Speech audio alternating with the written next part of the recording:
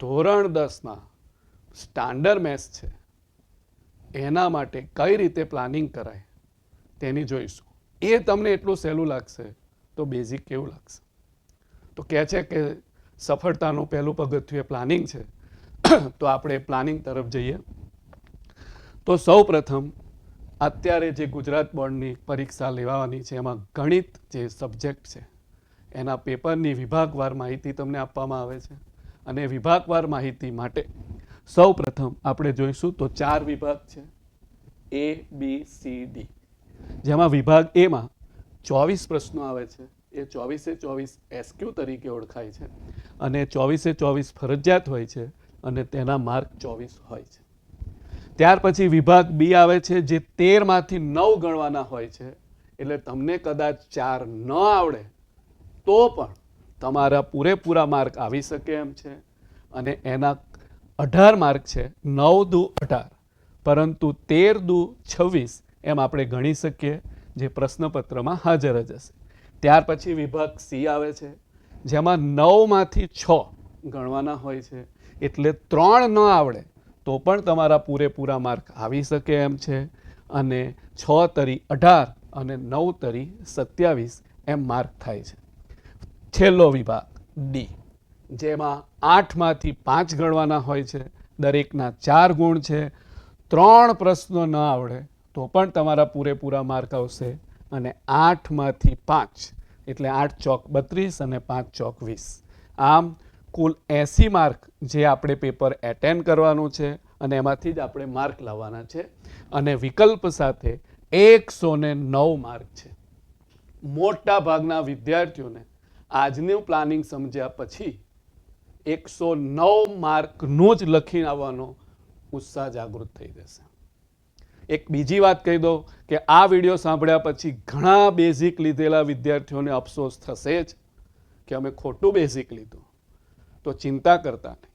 અત્યારે બોર્ડની પરીક્ષામાં બેઝિક ગણિતની પરીક્ષા આપવાની, સારી રીતે પાસ કરવાની અને પછી જુલાઈમાં તમે સ્ટાન્ડર્ડ ગણિતનું પેપર આપીને ધોરણ 11 સાયન્સમાં એ ગ્રુપમાં પણ એડમિશન લઈ શકો છો. જે બેઝિકવાળા માટે દરવાજો બંધ થઈ ગયો હોય છે, પરંતુ આપણને એ ચાન્સ મળશે.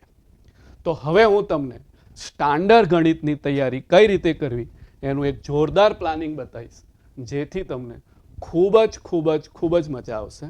તો સૌ પ્રથમ આપણે સ્ટાન્ડર્ડ મેથ્સમાં કયું ચેપ્ટર પહેલાં શરૂ કરવું અને કેટલા ગુણભારનું છે, અને ગુજરાત બોર્ડે જે સેમ્પલ પેપર આપ્યું છે અને માર્ક સિસ્ટમ આપ્યું છે એને ફોલો કરીને અનુભવના આધારે એક સરસ આયોજન કરેલું છે.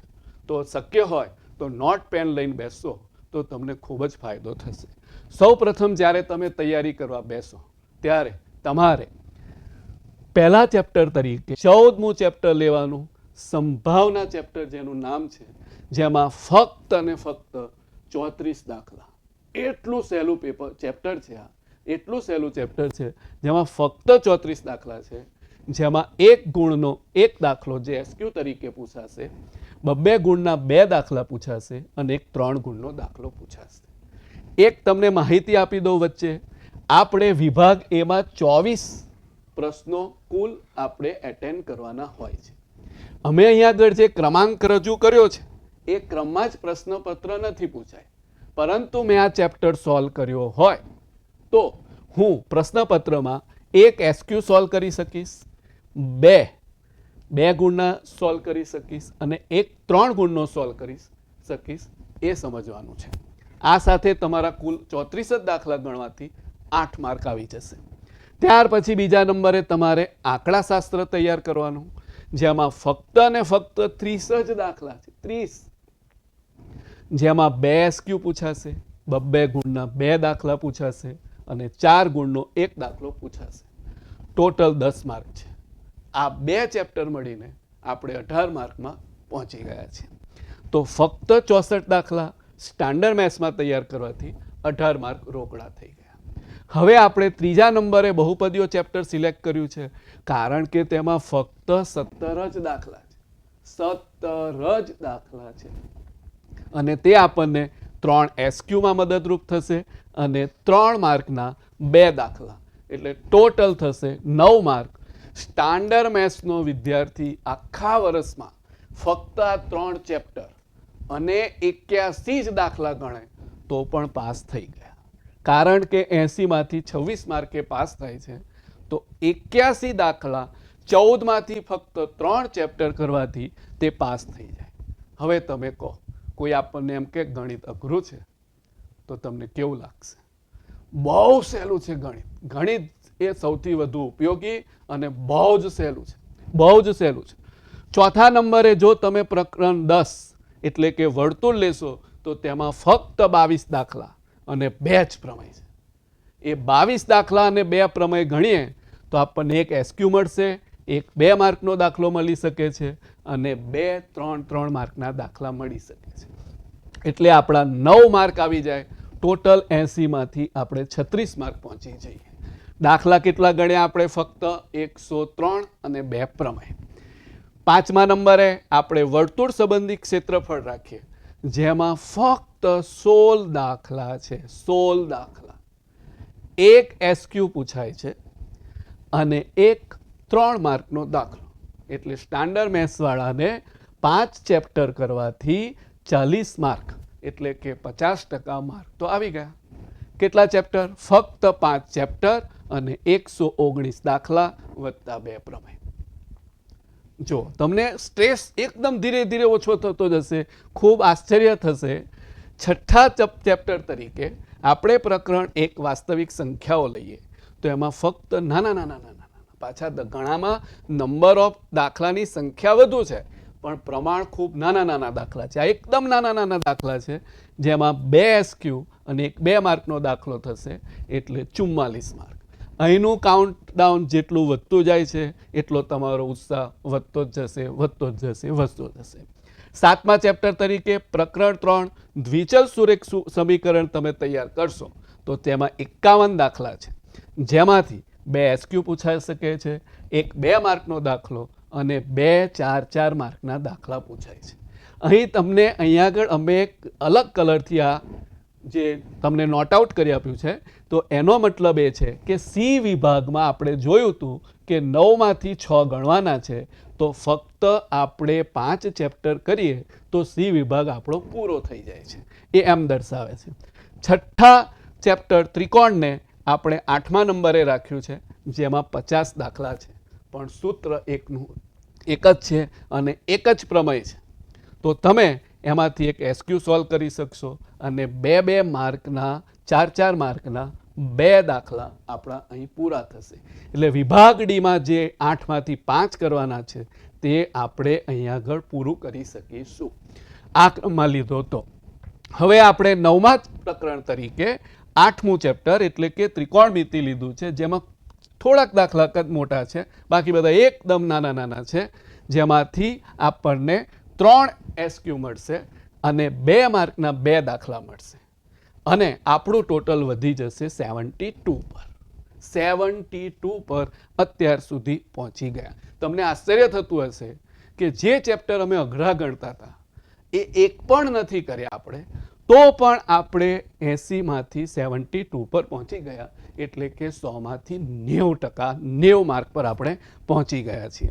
અહીંયા આગળ આટલું જ કરીએ તો પણ તમારે બી, સી અને ડી વિભાગ સંપૂર્ણ રીતે જરૂરિયાત મુજબનો પૂરો થઈ જાય છે, જેમાં હજુ એક પણ તમને થોડુંક અઘરું લાગતું ચેપ્ટર હજુ આવ્યું જ નથી. એક બીજી વાત કહી દો, અમારો અભિગમ એવો નથી કે તમે આટલું જ તૈયાર કરો, આ મોસ્ટ આઈએમપી છે, એમાં અમે માનતા નથી. પરંતુ આવું સારું પ્લાનિંગ કરીએ, તૈયારી તો બધી જ કરવાની, કશું જ 10મામાં છોડવા જેવું જ નથી. એ અભિગમ જ ખોટો છે કે આઈએમપી તૈયાર કરીને જવું. તે તમને આગળ તમારી પ્રગતિ અટકાવશે. તમારા કેરિયર માટે એ ખૂબ જ દૂષણ છે. એટલે આઈએમપી તૈયાર કરવું એમાં અમે માનતા નથી. આ પ્લાનિંગ કરી રહ્યા છે કે આપણને જે અઘરું લાગી રહ્યું છે એમાં શરત ચૂકથી આપણને કંઈક પરીક્ષામાં યાદ ન આવે કે કંઈક તકલીફ પડી જાય, તો આપણી પાસે આ વિકલ્પ હોય તો આપણો ઉત્સાહ દૂર ના થઈ જાય. તેટલા માટેનો આ પ્રયત્ન છે. તો પ્લીઝ હવે આપણે આગળ વધીએ. તો 10મા ચેપ્ટર તરીકે અમે 5મું ચેપ્ટર સમાંતર શ્રેણી રાખ્યું છે, જેમાં દાખલા તો 115 છે, પણ બધા નાના મોટા ભાગના નાના છે. માંડ 20 થી 25 દાખલા જ કંઈક ગણી શકાય એવા છે. બાકી એકની એક જ રીત રિપીટ થાય છે, જેમાં એક એસક્યુ પૂછાય છે, એક 2 ગુણનો દાખલો પૂછાય છે અને 2-3 ગુણના દાખલા પૂછાય છે. આમ એડ કરીએ તો 81 માર્ક થાય, પણ એ યોગ્ય નથી. એ વિકલ્પ સહિતના માર્ક છે. અહીંયા આગળ આપણે 72 માર્ક હતા, એમાંથી ફક્ત હવે એસક્યુનો એક જ માર્ક એડ થાય એટલે આપણે 73 પર પહોંચીએ. પણ શરત ચૂકથી બી, સી અને ડી વિભાગમાં કોઈક દાખલો આપણને ન આવડ્યો હોય તો આપણને હવે પછીના ચેપ્ટર મદદરૂપ થશે અને હવે પછીના ચેપ્ટર કુલ માર્કમાં એસક્યુ જ વધારી આપશે. બાકી 2, 3 અને 4 માર્કના જે દાખલા છે તે આપણને વિકલ્પ તરીકે મળશે અને શરત ચૂકથી આપણે જરૂરિયાત પૂરી ના કરી શક્યા તો આમાંથી કોઈ પણ દાખલા આપણને મદદરૂપ થશે. એક બીજી વિનંતી છે કે દરેક વિકલ્પમાં શક્ય એટલા તમારે વધારે દાખલા ગણવા જોઈએ, જેથી કોઈક દાખલો આપણને ન ફાવે તો આપણે એની સામે પૂરેપૂરા માર્ક લાવવાનો આપણો ગોળ પૂરો કરી શકીએ. હવે આપણે 11મા ચેપ્ટર તરીકે દ્વિઘાત સમીકરણ લઈશું, જેમાં ફક્ત અને ફક્ત 43 દાખલા છે, 3 એસક્યુ પૂછાય છે એટલે 72 ને 73 ને આ 3 76 માર્ક આપણા ફિક્સ થઈ ગયા અને બીજા 2 માર્કના 2 દાખલા પૂછાય છે. રાઈટ. તો હવે આપણે આગળ જઈશું 12મું ચેપ્ટર. 7મા ચેપ્ટર તરીકે આપણે એને લીધું છે. 7મું ચેપ્ટર લીધું છે યામ ભૂમિતિ છે, જેમાં એકદમ સહેલું છે. ફક્ત 34 દાખલા છે, 2 એસક્યુ પૂછાય છે, એક 3 ગુણનો દાખલો પૂછાય છે, 5 માર્ક ટોટલ છે. વિકલ્પ સહિત 93 માર્ક થાય, પરંતુ વિકલ્પ વગર આપણા માટે કેટલા માર્ક થઈ ગયા? 78. કેટલું સહેલું છે. સ્ટાન્ડર્ડ મેથ્સ આટલું સહેલું છે, બેઝિકની વાત જવા દો. ગયા વખતનું બેઝિક, આ વખતનું સ્ટાન્ડર્ડ છે. પણ આપણો અભિગમ 80માંથી 80, 109માંથી 109 માર્કની તૈયારી કરવી છે આપણે, એમાં આપણે ચૂકવાનું નથી. 14મા ચેપ્ટર તરીકે એટલે કે લાસ્ટ ચેપ્ટર તરીકે 9મું ચેપ્ટર આપણે રાખ્યું છે, જેની તમને ચિંતા બહુ થતી હશે કે ત્રિકોણમિતિના ઉપયોગો, જેમાં 22 દાખલા છે ફક્ત અને એક અને માત્ર એક 4 માર્કનો દાખલો પૂછાય છે. ફરી કહી દઉં કે ગુજરાત બોર્ડ દ્વારા જે આપણને નવું માળખું આપવામાં આવ્યું હતું અને એક સેમ્પલ પેપર આપવામાં આવ્યું હતું, એના આધારે આ નક્કી કરેલું છે.